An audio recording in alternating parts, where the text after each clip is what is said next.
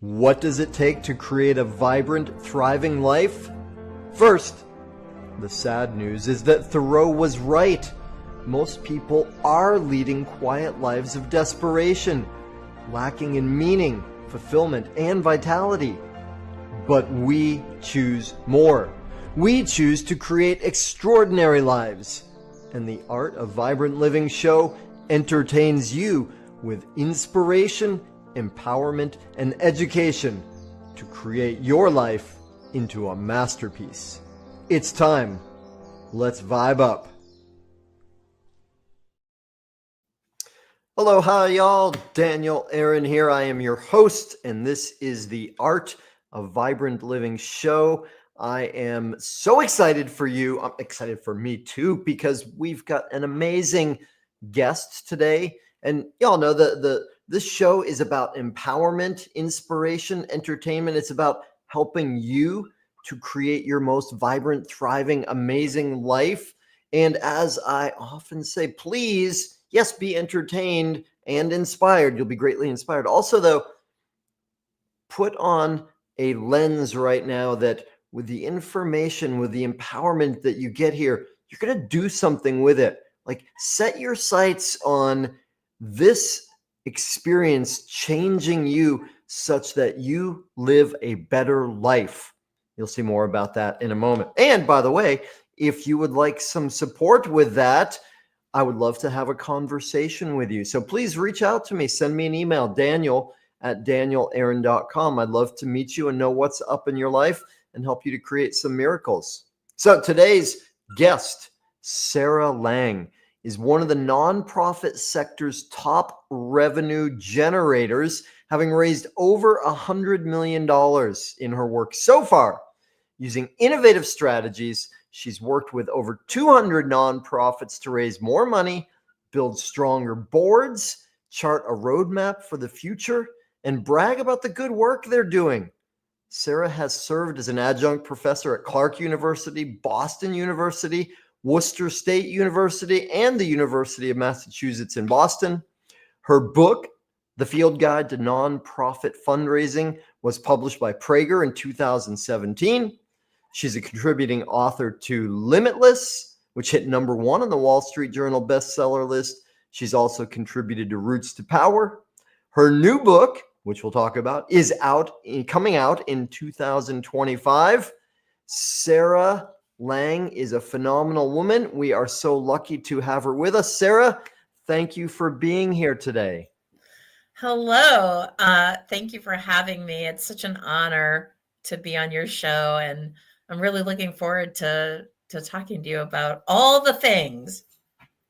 Well, yeah, all the things. And you know what? Part of what I love about, just from the little bit that I've been blessed to get to know of you so far, you're coming in to our show in a little bit different way, right? I often have people that are business experts or health experts or, luminaries in spirituality, right? But your work and your gifts are so specific in a way and so important. Yet, I can speak for myself. Like, I'm pretty ignorant of how much is going on in the nonprofit world.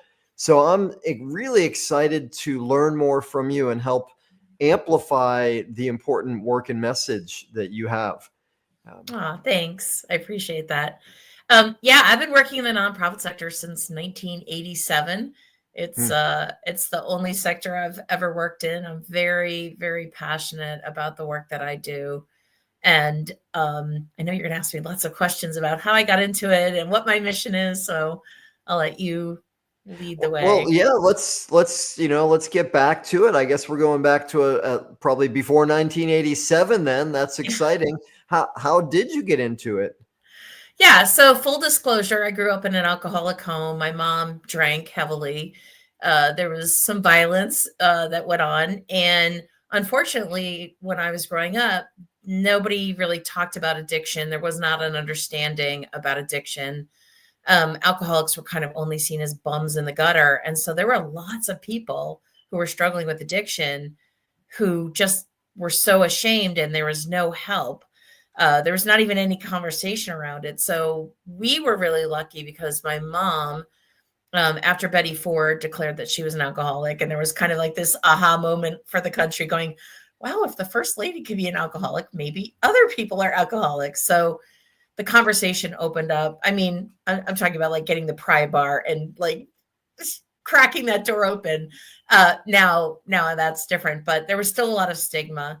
And so my mom decided that she had a problem, and I was living outside of Albany, New York at that time. And we had to send her to Erie, Pennsylvania. It was the largest treatment facility in the country. It had 12 beds. So that tells you a little bit about where treatment was. But the reason that I am so passionate about helping nonprofits raise more money so they can do more good is because at age 5, I had to figure out how to make peanut butter and jelly sandwiches because my mom had passed out. My dad was a lawyer and worked very long hours, and he worked an hour away from home. And so I'm looking at, the situation going, someone's got to feed us. So I figured out how to make peanut butter and jelly. And I don't think that's okay that 5-year-olds had to figure out that. That's a heavy load for a 5-year-old. And I know there are lots of 5-year-olds out there right now who are struggling with big decisions. How do I get to school today? Who's gonna, take care of me? Where's my next meal coming from? And so I've dedicated my entire life to helping make sure that nonprofits have the revenue they need to offer the services to the folks who are turning them to them for help. So that's really my big why. And I'm very, very passionate about it. And I've been able to work with over 200 nonprofits, but I would love to work with over 2 million nonprofits because the need is huge. The other piece about it for me is we're squandering human potential. When we're born, the possibilities are endless. But because of the way our country is, maybe we were born in the wrong community or on the wrong side of town, that there's, lots of kids who never get to realize their potential for various and sundry reasons. So that's another reason I'm super passionate. Yeah, well, I love it. And, and I can feel how much your heart is in it and how much you breathe this world. And, I realized as we spoke about before, like I'm fairly ignorant of this world. So before I ask you more specifics, would you just give us a little bit of an overview of like what a lot of people I think don't realize what's going on in the world of nonprofits, right? They know that they get invitations to donate here and there, and there's some really good people out there that are doing good work, but most people are living on the fringe of that. So what would be good just like as a basic education for us? Yeah, thanks for asking. So there's 1.5 million nonprofits in the United States. And of those 1.5 million nonprofits, 60% of them have budgets under $1 million. And when you're talking about running a business, right? So maybe you're in the business of alleviating hunger or addressing homelessness. So $1 million doesn't go that far. And so you've got tiny nonprofits and huge social issues, right? So homelessness is big, it's complicated. So it's almost like a David and Goliath situation where, nonprofits are having a hard time kind of battling these big issues because they can't get over the $1 million mark. And some of that is because of the way we think about and treat nonprofits. So a lot of people don't take nonprofits seriously. They think, oh, you're just out there doing good work. It's like, no, they're running a business and they're quilting together their revenue stream. So like if you're a hardware store, you can track your revenue, like, oh, hammer sales are up, or we sold a lot of salt. Like I live in the Northeast. So in the winter, there's a lot of snow melt stuff that goes out the door. So it's not like that for nonprofits. They're kind of doing this ethereal work, fighting hunger, providing shelter, rescuing animals, addressing the environmental issues. And so there's not really a price tag you could put on that. It's complicated work. It's long-term work. And yeah, you can definitely help people in the moment, help people in the short run, the medium run. But over time, it takes a lot of energy to kind of address these issues. And so it's hard for the nonprofits to really make the kind of impact that they want to make given their limited funds. And so I really try to work with nonprofits of all sizes to raise more revenue, because the more money they have, the more good they can do, and the bigger chip they can take out of the problem. So that's one thing about nonprofits. And the other thing about nonprofits is I think we kind of get short shrift. So if you think about the quality of life in the United States and you removed all the 501c3s, there would be no universities, no hospitals, no childcare agencies, no animal rescue leagues, no after school programs, right? No, there actually wouldn't even be football, right? Because the NFL is a nonprofit. But, you think about the 1.5 million nonprofits out there and the work that they're doing and the load they're carrying. They're doing a big job. They kind of like have their finger in the dike, and the quality of life in this country would go, right over a cliff if the 501c3 sector weren't here. And yet, I've had conversations with people like, well, I don't mind the nonprofits as long as they don't pay their executive directors too much. And I'm like, how much is too much? So people, again, and it's not their fault, because we don't talk a lot about nonprofits on a day-to-day basis, but there's a lot of misnomers and myths out there about how nonprofit, we don't want our CEOs to get paid too much. Like, well, they're running a $2 million nonprofit. How much do you think they should get paid? Like $2 million is a pretty sizable staff and it's a pretty big mission. And so no, you can't get somebody to do that job for $5. That's not, or a volunteer isn't going to, fit the bill. So I think there's just a lot of misunderstandings about the role that nonprofits play, how critical that is. It's almost like the stopgap in our society. And then, to expect them to do it on, 5 cents on the dollar is just not realistic. Yeah, I'm with you. Well, and that's astounding. I mean, just to review some of those numbers you said, I had no idea there's 1.5 million nonprofits in the US. Yeah. That's staggering, right? And of course, we're talking about just the US, though, NGOs or other nonprofit agencies around the world, right? There must be a multiple of that, that no doubt are struggling with many of the same issues. Right? Yes. And did you say 60% of those in the US have budget of 1 million or less? Yep. Yeah. And maybe we can do a little bit more to put that into context, because, not everybody in the audience is necessarily running a business. And so for some people in the world, $1 million sounds like a lot of money, right? But can you say more about that in terms of what the challenge is with a budget less than $1 million for a nonprofit? Yeah. So the first thing is you have to set up your infrastructure. So you have to find an office space, which means you pay rent. Then there's like the utilities, the insurance, all that stuff, printers, copiers, so just getting the infrastructure up and running, get computers, internet, all the things, right? That's a big chunk of money. And now you're going to have to pay people.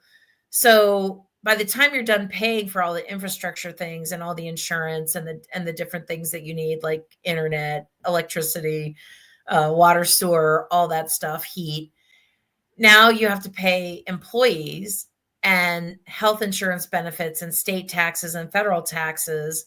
So by the time you start stacking all that up, if you have an organization under $1 million, you usually have 1 or 2 full-time people and maybe 1 or 2 part-time people. But that also means that everybody's wearing a lot of hats.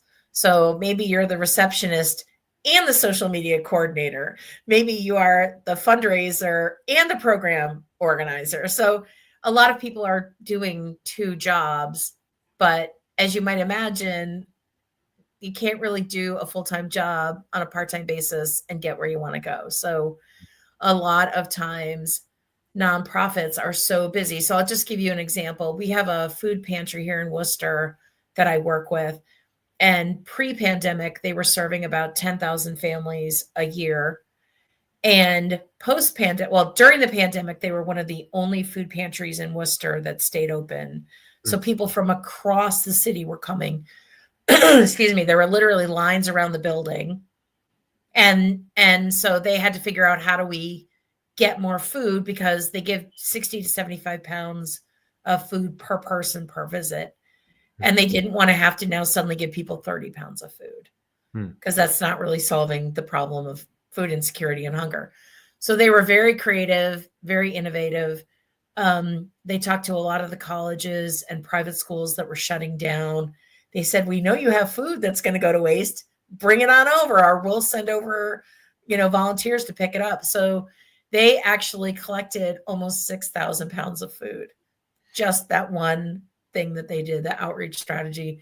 But their numbers have not dropped since the pandemic ended. So now they're feeding 14,000 families a year. Okay, well, that's 4,000 people's worth of food that you now have to come up with. And while the Worcester County Food Bank is awesome, that's also mostly non-perishable food. So, they try to give out milk and meat and eggs and cheese. And then they also serve a very diverse population, which includes a lot of newcomers who don't know what to do with this butternut squash you just handed them. So, excuse me, not everything works for every person. And, we all have our food preferences. So they have created cookbooks, and they do cooking demonstrations, and they've translated their materials into 5 different languages. Well, all of that takes labor, and it costs money. So, in order for them to fulfill their mission and do it well, their budget for this food pantry has increased by 50%. So either they could cut back services and just say to people, well, you're going to have to take what you get, which is not a very loving, kind way to, handle a food situation. So they want to be in loving kindness. And so we have been working really hard to raise more money so that they could provide the same level of food to this increased number of people who are turning to them in need. Yeah. Okay. Thank you. That gives a more clear picture of it.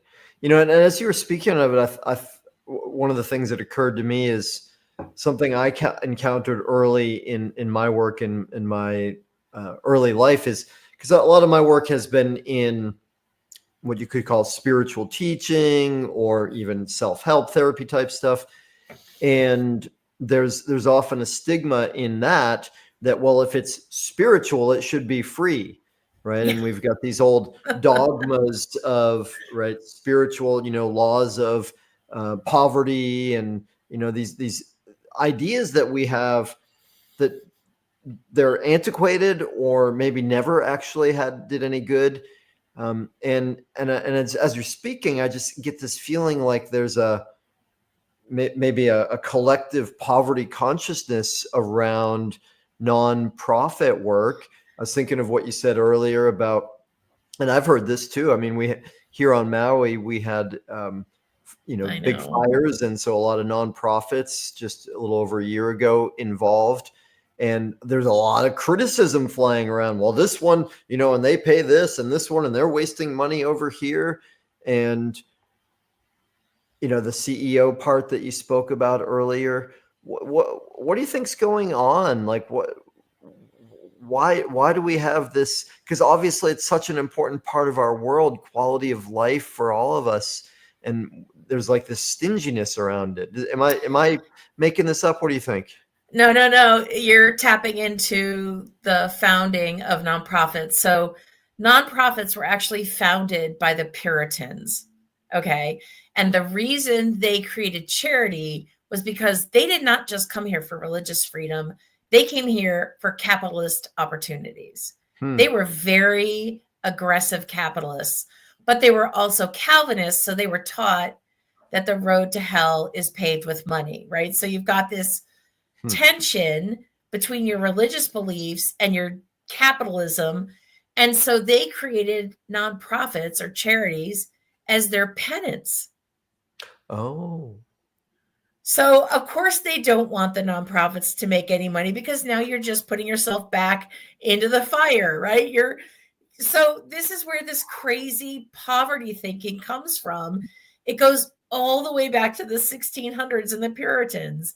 And yet somehow, like, when I learned that, it was like this huge aha moment for me, because I never understood the weird dogma, right? I never understood, where does this thinking come from? Because it's not rational, right? Yeah. Oh, you have to keep your overhead low. I'm like, why? I'm not saying, take your staff on a trip to the Bahamas, although that would be nice, but just where nonprofits end up shooting themselves in the foot because they're taught that spending money is bad. So they don't discern between like investing and spending. And one of my clients, it's kind of a hilarious story. When I first started working with them 10 years ago, they were running a little bit of a deficit. And I just looked at, they had so many money leaks. And by the end of that year, so they hired me in March. And by the end of that year, they had $113,000 surplus, because there were just so many things they weren't doing. So they made me, it was so easy for me to look so good. So we just kept going and going and going. And eventually they had this surplus. And I said, well, let's invest it. And they were like, what? Well, we don't want to, like, they were just freaked out by the idea. So they finally agreed to invest in CDs, right? So that was like a big leap of faith to get them to invest in CDs. And then when they started kind of outgrowing that investment strategy, we kind of brought in a professional and helped them set up a portfolio. But the good news is, I mean, they were freaked out, like, we're a nonprofit, we're not supposed to have investments. I'm like, no, actually you are, because now you have security indefinitely. And what that's enabled us to do. So they're a substance use disorder facility for men. So they have their main program, which is on Main Street. Then, because we had all this money, they said, well, we want to extend the continuum of care. So we were able to purchase a sober house. So now the guys can go straight from treatment to a structured sober environment where there's a coach on site 24/7 to support their guys in their recovery. Because if you've been using any kind of substance for a while, like 6 months is great, but you're a baby when it comes to sobriety, right? So we've been able to extend the continuum of care. So we put together a sober house with 16 beds. Now we just signed a purchase and sale agreement in October on a 4,000, it's almost a 5,000 square foot house that we're turning into another treatment facility, which is going to literally double the number of beds. Talk about impact. I mean, like, having grown up with a mother with a substance use disorder, I know what that's like. And I decided that it ends with me, right? That's why I've worked so hard on my own development and spirituality. And because I did not want to let that, stuff trickle down to the next generation. I'm like, we're done. Because, a lot of us have long histories of addiction in our family. And so I was like, nope, this ends with me. But it feels so good to help them have raised enough money where I drove by this building. I was like, oh, it's for sale. You guys need to jump on that. The executive director literally went out that morning and saw the place and made an offer within a week. Because they have that kind of financial fluidity. Now, obviously, we're going to use other people's money. We're going to get grants and things to backfill, the outlay of the money. But they have that pot of money they can go to. They look really good to a bank because now they have 2 buildings that they own. Excuse me. So that increases their asset base.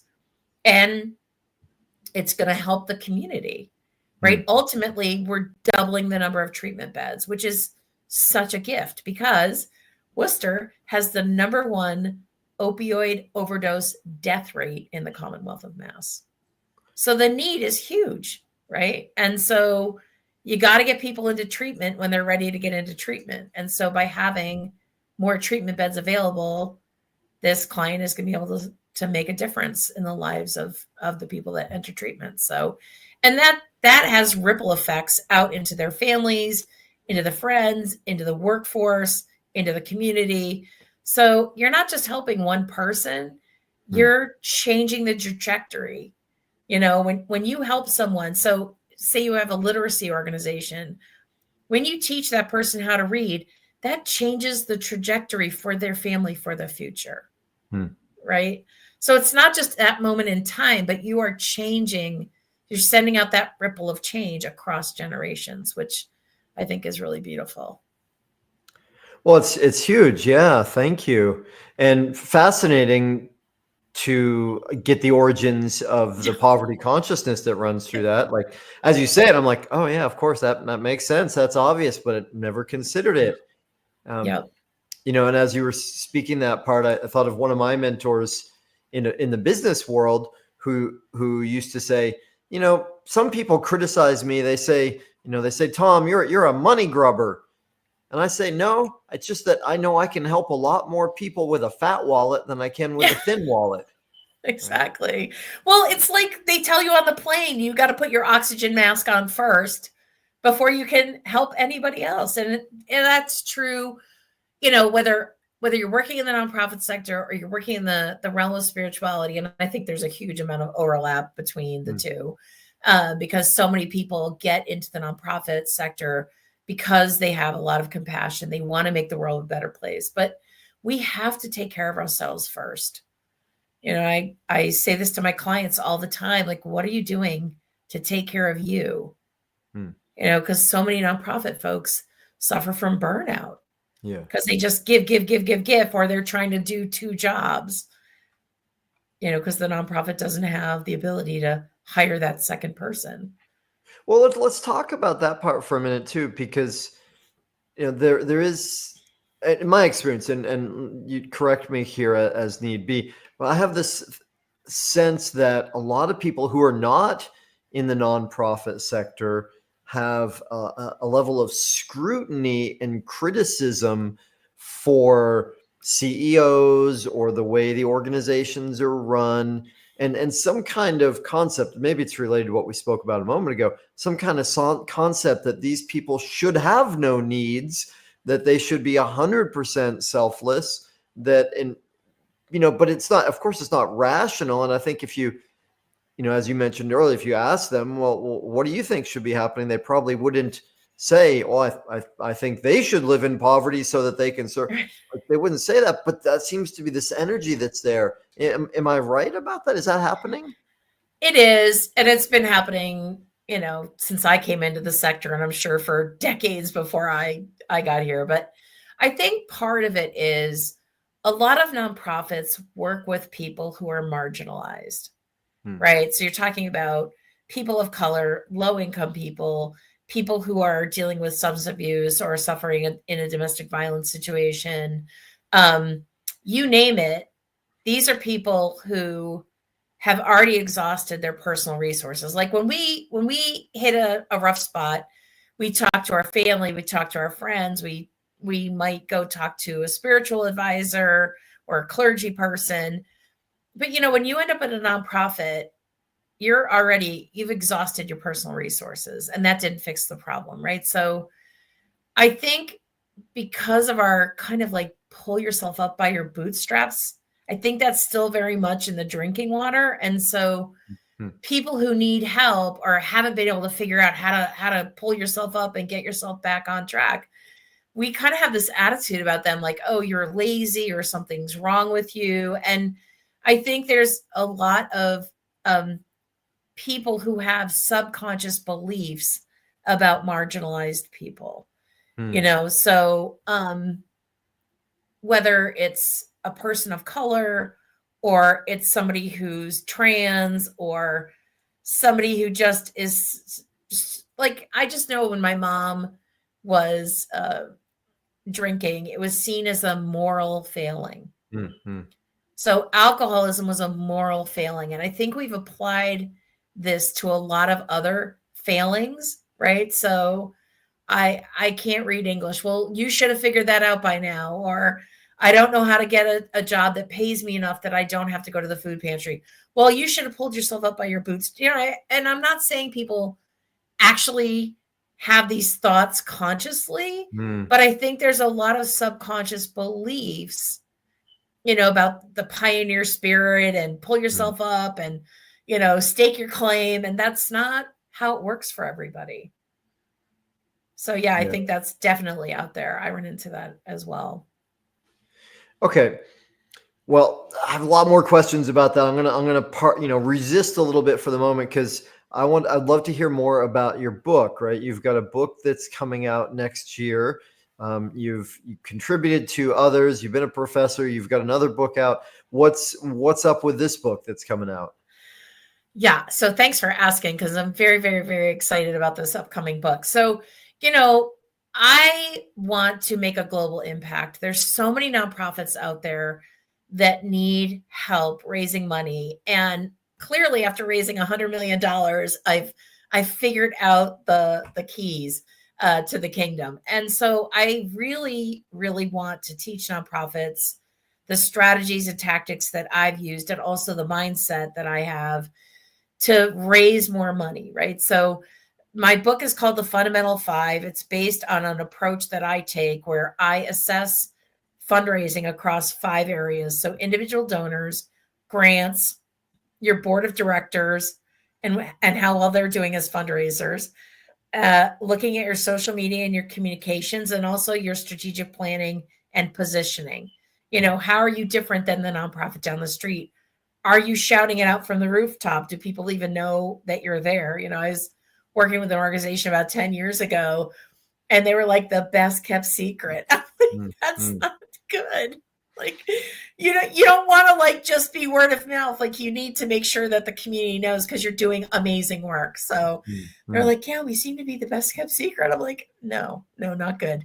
So this book is really a way for people to tap into that assessment, look at their strengths, look at where they're leaking money, because every single profit is leaking money. Could be $100, it could be 100,000. And there's little things you could do to plug the leaks, which automatically increase your revenue, right? So I want people to have access to that assessment. And so the book is really an overview of kind of my philosophy, some of the top tactics I use. And then I'm creating a series of companion workbooks, because a lot of times you can watch a webinar or attend a workshop, and then you get back to the office and you're like, great, now what? So the workbooks are really designed to lead people into implementation. So for example, okay, great, our board is reluctant at fundraising. How do I change that? Well, there's a whole workbook that's going to come out on how to help your board become more engaged in fundraising, because I don't want people to ever be stuck. I want them to be able to move forward and just consistently, increase the revenue. Even if it's just by 5%, that's a huge uptick, in one area of fundraising. So it's really designed to help them look at these key 5 areas, assess where they're at, and then take critical steps to move the needle on that area. Okay, great. So obviously this book is specifically geared toward people that are working in the nonprofit world, right? And it sounds like there's a lot of room to grow, right? To plug leaks, to be more effective, to broadcast more of the good work, spread the good news, all of that. And if you were to boil it, I don't know if this is fair, so you can correct me here, but if you were to boil down like one message you have to people in our audience who either work in the nonprofit world or want to, what's the main thing you would love to share with them? Follow your heart. People don't get into the nonprofit sector for the paycheck. I will tell you that. So, make sure that you're going for a job that really lights you up, that's an issue you care deeply about, because the work is hard. It's kind of this uphill battle, David and Goliath thing on a daily basis. And that's not to say that it's hopeless or there's no change, because nonprofits are impacting lives every single day.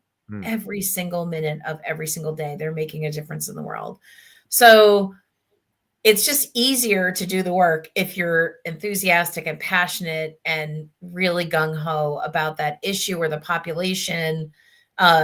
It's the fuel to your fire. The other thing I would say is it's really important to figure out your big why, right? So I'm very clear about why I'm doing this work and where it comes from and my impetus or motivation. So I have a very, very, very dear friend, Paul. He sent me these little peanut butter and jelly characters. They're like plastic. They're so cute. They're like probably 2 inches high.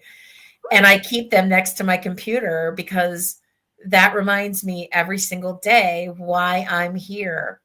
So like I jokingly refer to myself as the peanut butter and jelly kid, but I was the peanut butter and jelly kid, you know, and some nights it was saltines and navel oranges. But, you know, that connects me back to my big why. And so if I'm having a crummy day or I don't feel like working, I just look at those little figurines and it just lights me up. And I'm like, yep, I don't want there to be other peanut butter jelly kids.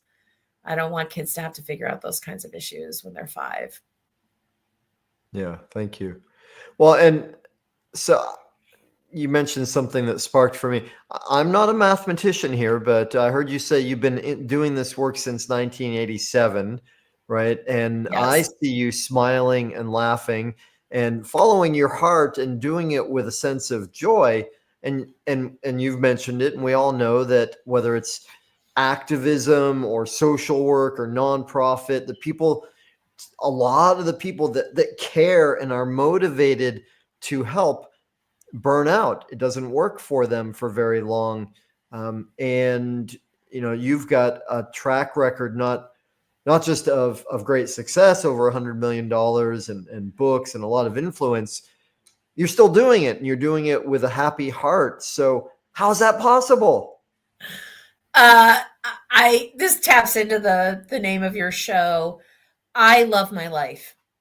I just freaking love my life. And I'm a deeply spiritual person. I believe that the work I am doing is sacred. It is why I was put on this earth. And so, excuse me, I take it very seriously. You know, I'm going to swear, I'm not here to fuck around. And I say that all the time. I'm very serious about making an impact on a global level. And at the same time, I am a very joyful person.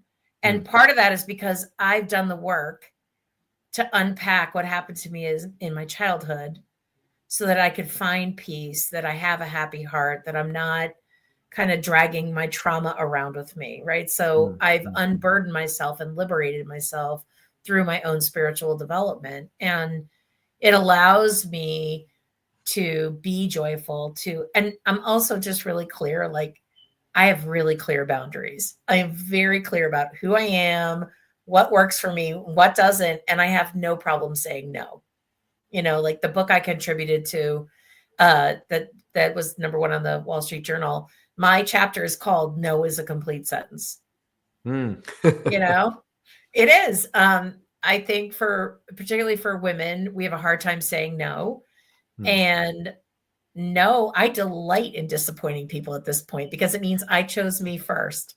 So I'm like, oh, you're disappointed? Yes. I mean, I'm being cheeky, but I have no problem saying, yeah, that's not going to work for me. Or, you know, I just don't want to do it. And again, it goes back to that analogy of putting your oxygen mask on first. You know, so the reason that I'm able to do this work over this period of time is because I fuel my own self, right? So my undergrad degree was in art. I make art all the time. I go see art. I listen to art. I watch art. So that's a priority for me is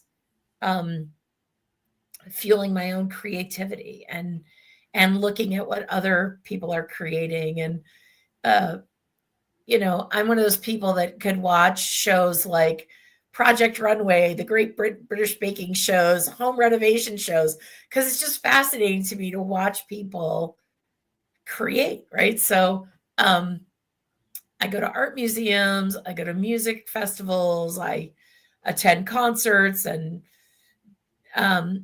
because that's kind of keeps me going. It keeps my imagination fueling.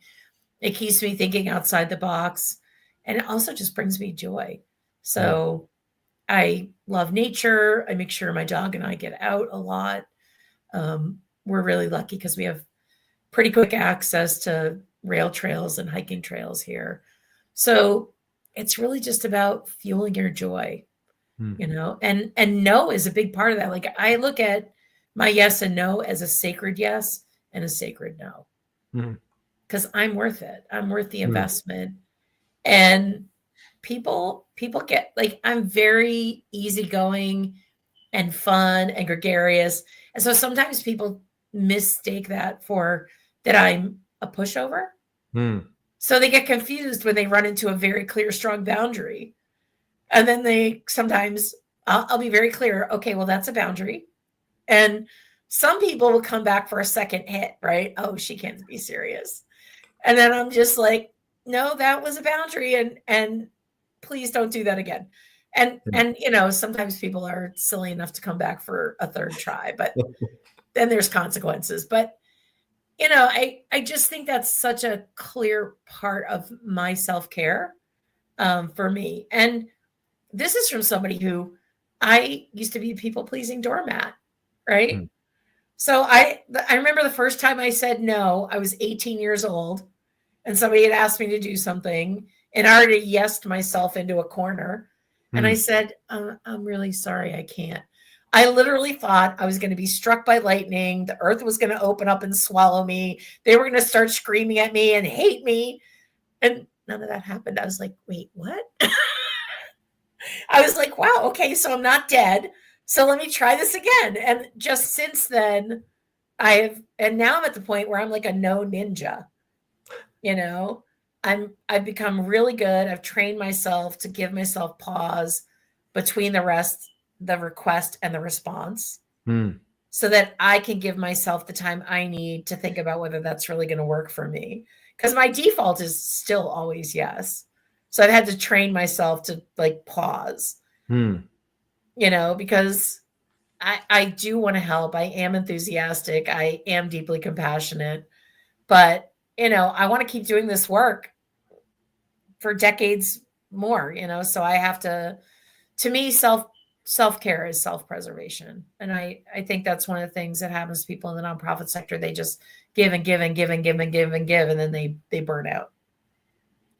Yeah, well, awesome. The no ninja. I love it. Yeah. And I, yeah, whoosha. And I love your clarity about that, which I'm sure is something that many of us can learn from, whether we're in the nonprofit world or not. And I rewind. Is it okay if I ask you a little bit more about when you said you did the work, so you're not carrying your trauma around? Yeah, sure. Yeah, good. No, go ahead. Well, just I have the sense that that's, you know, there's the truism, shall we say, or myth, I don't know, that people go into psychology or therapy. And certainly part of it's because I want to help, but part of it maybe, so the saying goes, is because I got stuff to work out myself, right? And I'm speaking of myself because certainly that's been true for me in parts of my life. And I imagine there's something similar in all of the helping industries. And so I guess the two-part question is, I mean, I'm sure there's a lot to say. You spoke about spiritual development, and that was something that you really went into. So I'm curious more of what that's meant for you, but also anything you can say about how that could be absent, what the consequences are for others, how they can take care of it better. There's like 40 questions in that one. There we go. Yeah. Well, I'll give you 40 answers. No problem. Perfect. Yeah. So for me, my journey was first 12 years of my life, I had an alcoholic mother. And like I said, there was violence in our household and just a lot of suffering. You know, it's just so unpredictable. And it just leaves you with a very, very big load of stuff to unpack. And so when I went away to college, I felt really I was uncomfortable in my own skin. Now, all the exterior signs were great.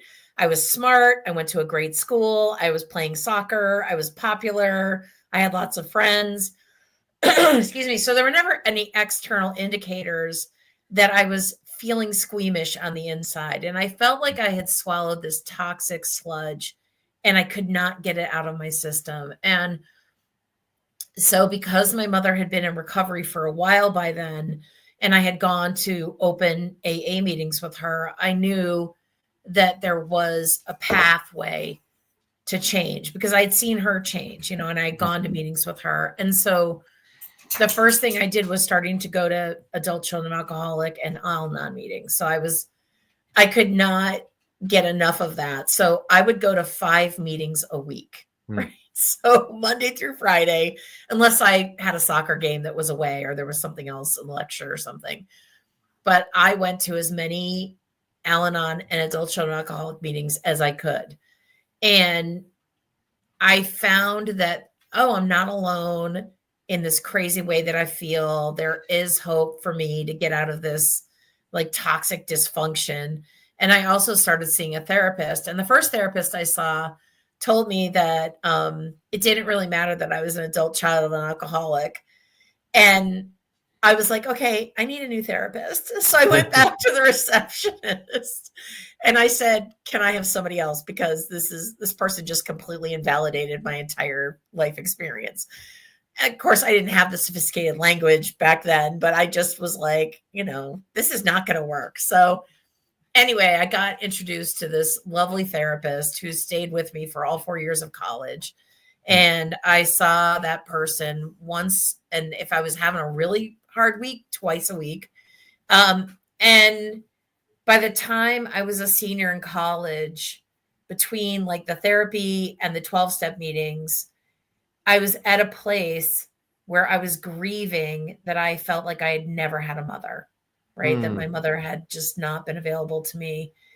And it took me a few more years to, work through, and I was able to forgive her, right? So there was a huge release for me in forgiving her. It was like this level of liberation that I had never experienced before. Because when you're carrying around all that pain and anguish and anger and resentment, like that's just like, you might as well just put an anchor around your neck. It's very heavy to carry all that around, and it seeps into every single interaction that you have, every single thought that you have. So I worked really, really hard for 4 years in college. I felt like I made a lot of progress, but then when I left and started adulting, I realized that I still needed support.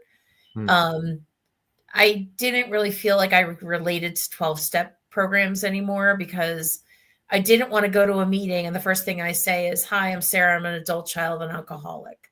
Like, that's not my identity.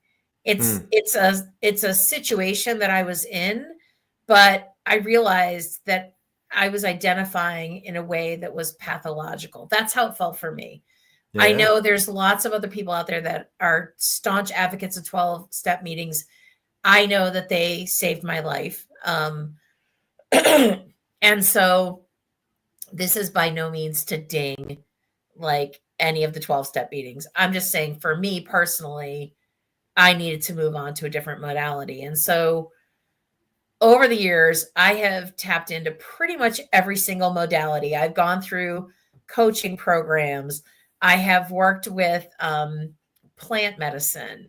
I have gone on retreats. I've just done all the things to get to the next layer, to get to the next layer, to get to the next layer. And I have to say that I'm finally at a place where I feel like it's not even like I have no charge around it. And this has been for a while now, but I don't have any charge around any of it. I can talk about it openly. I don't feel any shame or angst or any of it. It was a situation that my family was in. There weren't any people there to help us, which is partly why I'm so determined to make sure that nonprofits are there for people who need them. But it took a lot of work and a lot of tears and a lot of angst and a lot of emotional ruptures. So for me, I am loving this place of freedom. And I do have to say that my spiritual practice is so important to me.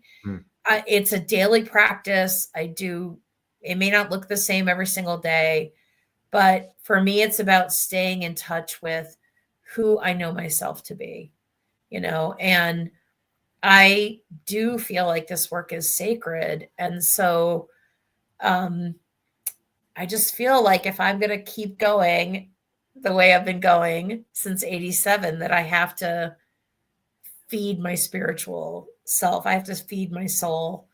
And that is like one of the top self-care things I do every single day is, whether it's dropping in, like yesterday, I went to a sound bath. That was awesome. It was like at a botanic garden inside for an hour. It's just such a great way to start my day, or I might take a walk in the woods with the dog, or I might light a candle and do some meditation. I mean, for me, it's about getting centered and grounded every single day and remembering who I am. Beautiful. Thank you. Yeah. I'm with you. It's, part of what I heard and what I echo and amplify for the audience is somehow you realized at a young age that there was toxic sludge, I think was the way you put it, right? Or maybe it was just even more subtle at there's like something's not right or something's not the way it should be, and I love that you had the courage and commitment to say, I'm going to do something about this, right? And, going to meetings, right? And getting a therapist, and I'm sure as your practices and ways of healing and integrating have evolved, that, looking back at who you were in college, that's like, well, those were very sort of beginnerish kind of things in the personal and spiritual development worlds. Yet it's same for me. That was my experience too, is like, I just somehow knew nothing is going to work the way it can unless I get this taken care of in here. And it often didn't make sense to others around me, especially family. Yet I knew, right? And it sounds like you had that same kind of knowing. Yeah. When I was 5 years old, I had this moment where I was in my bedroom and my parents were downstairs yelling and screaming and throwing plates, because that's one of the things that happened in my house. Mine too. Yeah. And that's a really scary situation for a 5-year-old, but somehow I just got angry and I pointed to the door and I said, I'm not going to be like them. Right. And it was as if I put my staff in the ground and a fissure opened up. Right. So by making that declaration of independence, I gave myself this breathing room. So I'm not saying I was magically removed from the toxic dysfunction of my family, but I feel like it gave me enough space where I didn't get pulled under the currents, And so and also I've always been the weirdo. Do you know what I mean? Like, I went to this workshop one time and the woman who was facilitating it said, how many of you are, either self-proclaimed or been told you're the black sheep of the family? And 100% of the people in the room did this. So she said, right. So that's your role. You're supposed to be like the person who's the disruptor. Like you're the person in your, like, I think about it. My ancestors put me here to heal our lineage 7 generations back and 7 generations forward. Right. And I'm delighted to say that I have a healthy, thriving 28-year-old son because I did the work. The sludge did not go down to the next generation. And after having looked at, the toxic dysfunction is on like both sides of my family, right? So on my dad's side, I used to hear stories about my great grandfather going off to sea because he was a sea captain, and his wife would take the bottles out of his trunk before he left. You know what I mean? Like, and then there's stories about my great grandfather on the other side, and like, just, crazy toxic dysfunction. I'm like, yeah, it's rooted deeply in my family. And I just was like, nope, I'm going to pull up the roots and move on. And, one of the things I want to say to people is it's never too late. Yeah. It's never too late. I'm so grateful that I kind of fell into my journey at 18. And the best gift my mother ever gave me was her sobriety. Like, such a gift. And I didn't realize it at the time. And we lost her pretty young. She died when she was 60. So I feel really lucky that I did the work so that she and I could have a close relationship, and so that I could use the last 10 months of her life to really just have a really deep, solid connection with her. And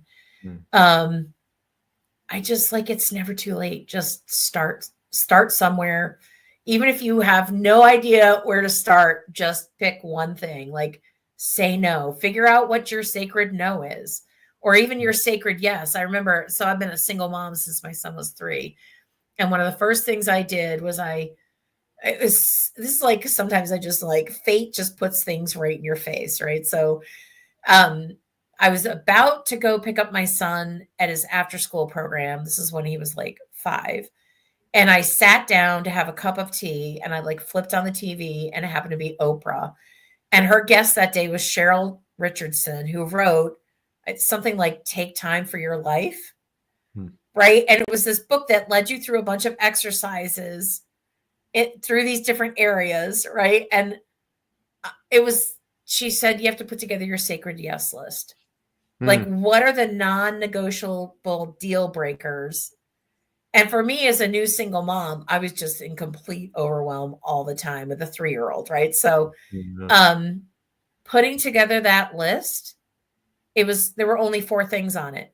And so I literally carried that index card around with me to refer to when I would say yes or no to people. Does it fit in these 4 things? If not, then it's a no, and it's a hell no. Right. And so even if you just do something small like that, it can change everything. Yeah, I'm with you. That's awesome. And while it's never too late, on the flip side, we're just about out of time. So Yeah. bummer, sad. And let's do a couple quick things first, though. How can people get a hold of you and find out about the old books and the new book, and what's the best way to reach you? Yeah, so just go to my website, which is sarahblange.com. So B as in boy. There's all sorts of stuff on the website. There's a contact form. Thank you. There's a link to my book. As soon as my new book is ready, we're going to get that up. And just get in touch. And I'm always happy to help people and answer questions. So if you have any questions, thoughts, ideas, just get in touch with me, and I'll loop back around with you. Awesome. And I believe you kindly offered to give some time to someone. Is that specific to someone in the nonprofit, or what's that about? What will you tell us what that gift is? Yeah. So one of the things that I would like to do is offer a one-on-one session for folks. It's 30 minutes.